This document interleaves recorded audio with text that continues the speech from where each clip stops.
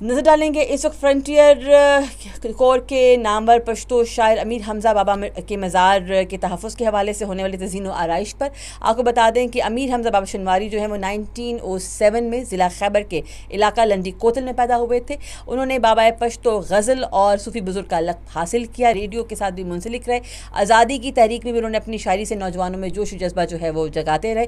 قیام پاکستان کے بعد ریڈیو پاکستان میں شمولیت کے ساتھ انہیں پشتو زبان اور کلچر کے تحفظ کے لیے اپنی زندگی کو وقف کر دیا. ان کی وفات کے بعد انہیں لنڈی کوتل میں دفن کیا گیا اور اس علاقے کے لیے جو ان کی ملک کے لیے اور علاقے کے لیے جو ان کی گراں قدر خدمات ہیں ان کے جو ہے اعتراف کے طور پر ان کا مزار 1994 میں جو ہے وہ تعمیر کیا گیا لنڈی کوتل میں. فرنٹیئر کور خیبر پختونخوا نارتھ کی جانب سے انہیں خراج تحسین پیش کرنے کے لیے ان کے مزار کی جو ہے وہ تزئین و آرائش مکمل کر لی گئی ہے. اس سلسلہ میں پروقار تقریب کا انعقاد کیا گیا اور تقریب کے مہمان خصوصی انسپکٹر جنرل فرنٹیئر کور خیبر پختونخوا نارتھ تھے.